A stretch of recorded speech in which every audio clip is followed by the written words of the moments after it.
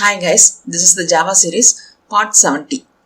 Now let's discuss about the clone method.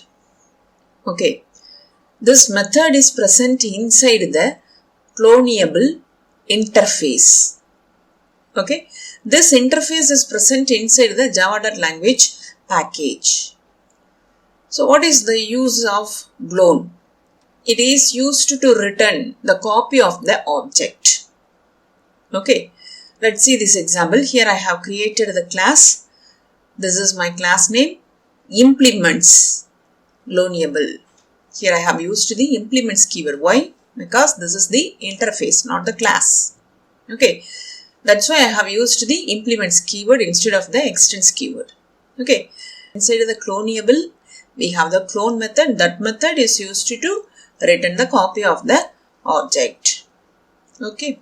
And here I have created two variables, roll number and name. Roll number, data type is integer, name, data type is string. So what is this? This is the parameterized constructor, isn't it?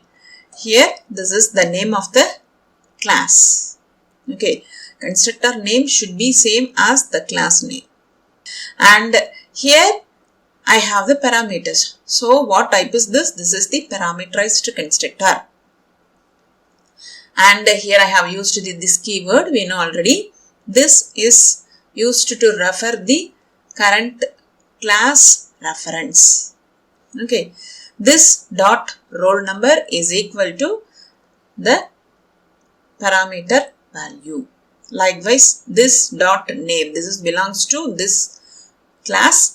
And this name is this parameter value. Okay, and I have created the main method. Execution starts only from the main, and inside this main method I have implemented the try catch. I have implemented the exception handling to maintain the execution flow of the program. Okay, in order to avoid the runtime errors. Okay. Here inside the try block, we have to place the suspicious code. If any error is raised, means this catch block is responsible to handle the error which are raised inside the try block. Okay. And this is the clone not supported exception. Okay. One of the inbuilt exception class. Okay. Here I have created two objects, S1 and S2. For the same class. Okay, my child class. And this is the interface. And here new keyword is used to create the memory for S1 during the execution of the program. And this is our parameterized constructor. Okay, so after encounter this line, the control carries these values and jumps from the 23rd line to the parameterized constructor here. Okay, and this 101 will be stored inside the roll number and Amit will be stored inside the name.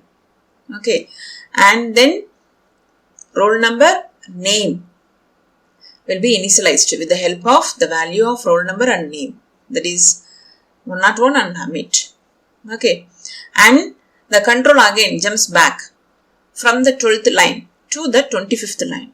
Here, this is our second object for the same class. But here I have used the clone method.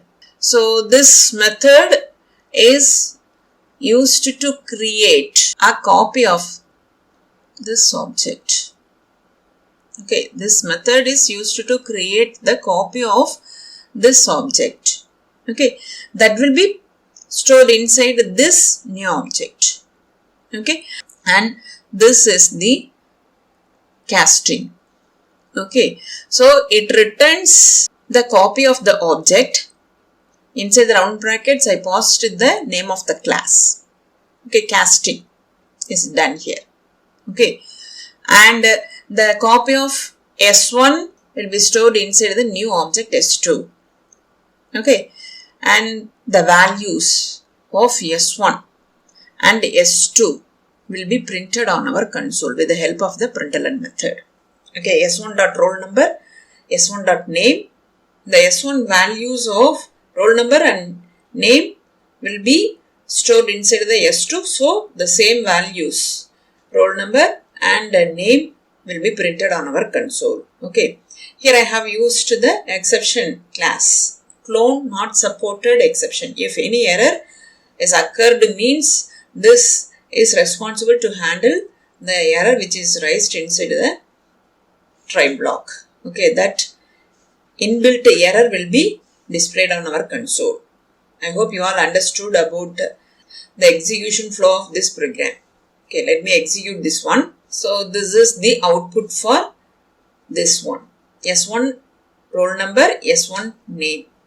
Okay, due to this clone method, the values of S1 is copied inside the S2. That's why we got the same value for S2. Okay, S2 dot roll number and S2 dot name. Okay, so this clone method is used to return a copy of the object. So Cloneable is nothing but the interface. This is present inside the java.language default package. Okay, so inside the Cloneable we have the clone method. Here I have implemented the inheritance concept. This class implements Cloneable. So with the help of this object we can call the method which is present inside the Cloneable interface. Got it? We have completed this session. If you have any doubts, drop the message on the comment section. If this video is useful to you, like and share. For more videos, subscribe my channel. Hit the bell icon, then only you will get the notification for my new updates. Have a nice day. Thank you.